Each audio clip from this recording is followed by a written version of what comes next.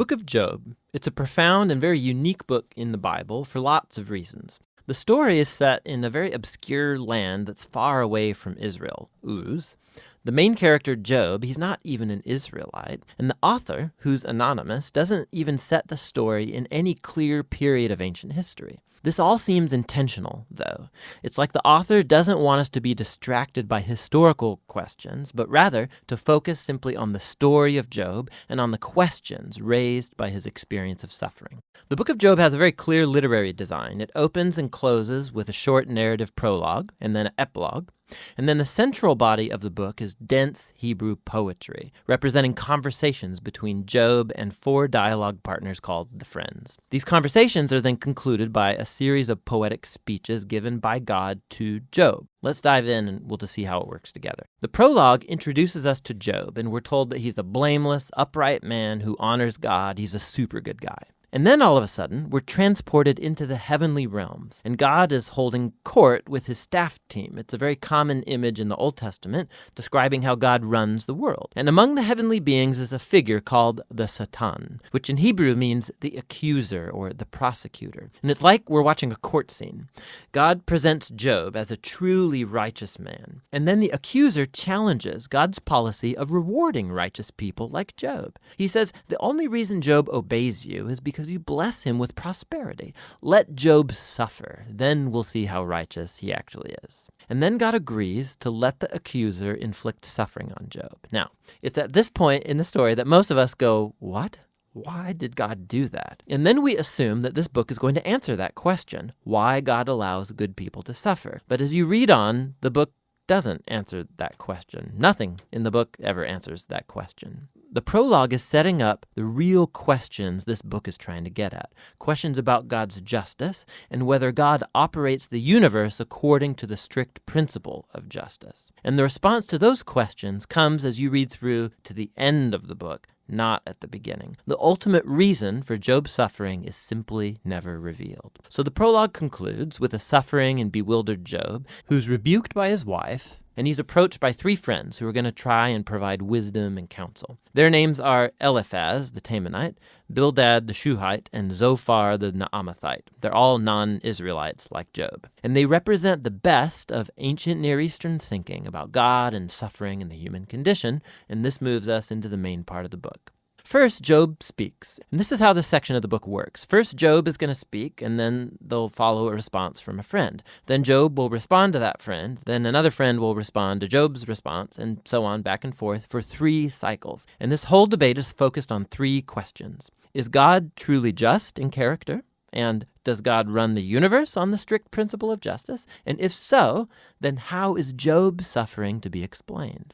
As we're going to see, Job and the friends, they're working from a huge assumption about what God's justice ought to look like in the world. Namely, that every single thing that happens in the universe should operate according to the strict principle of justice. So if you're a wise, good person and you honor God, good things will happen to you. God will reward you. But if you're evil and stupid and do sinful things, bad things will happen to you. God will punish you. Now, Job's constant argument throughout his speeches is this. First of all, that he's innocent, and so the implication of that is that his suffering is not a divine punishment. Now, we know from the prologue, both of these things are true. Remember, God himself said, Job is righteous and blameless. And so Job concludes his argument by accusing God. God either doesn't run the world according to justice, or even worse, God himself is simply unjust. The friends, on the other hand, they beg to differ. Their argument is that God is just, the implication being that God always runs the world according to justice in this way, and so they conclude by accusing not God, but Job. Job must have done something really, really bad for God to punish him like this. They even start making up possible sins that Job must have committed. Job protests to all of this. In fact, he gets so fed up with the friends that he eventually just gives up on them. He takes up his case directly with God.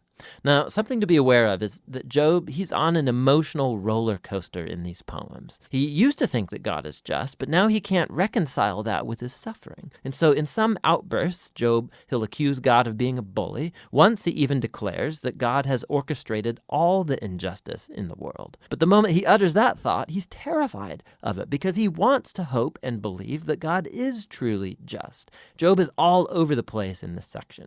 And so he makes one last statement of his innocence, and then he demands that God show up personally to explain himself. Now, it's at this point that a surprise friend shows up, Elihu the Buzite. Now, he's not an Israelite, but he does have a Hebrew name. And Elihu, he has the same assumption as Job and the friends. He argues that God is just, and that implies that God always operates the universe according to justice. But then Elihu draws a more sophisticated conclusion about why good people suffer. It may not be punishment for sin in the past. God might inflict suffering as a warning to help people avoid sin in the future. Or God might use pain and suffering to build character or to teach people valuable lessons. Elihu doesn't claim to know why Job is suffering, but one thing he is certain of: Job is wrong to accuse God of being unjust. Job doesn't even respond to Elihu, and the dialogues come to a close. It's like the wisdom of the ancients has been spent, and the mystery remains. And then, all of a sudden, God shows up in a whirlwind, and he responds to Job personally.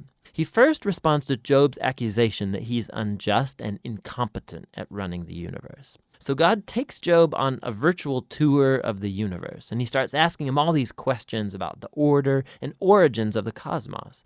Was Job ever around when God architected the earth or organized the constellations? Has Job ever commanded the sunrise or controlled the weather? God has his eyes on all of these cosmic details that Job has never even conceived of. Then God starts going into detail describing the grazing habits of mountain goats and how deer give birth, or the feeding patterns of lions and wild donkeys. What's the point of all this? Remember the assumption of Job and his friends about what it looks like for God to run the world according to justice. Underneath that assumption is a deeper one, that Job and his friends have a wide enough perspective on life to make such a claim about how God ought to run the world. And God's response with this virtual tour, it deconstructs all of these assumptions. It first of all shows that the universe is a vast, complex place, and that God has his eyes on all of it, every detail. Job, on the other hand, has only the small horizon of his life experience to draw from. His view of the world is very limited.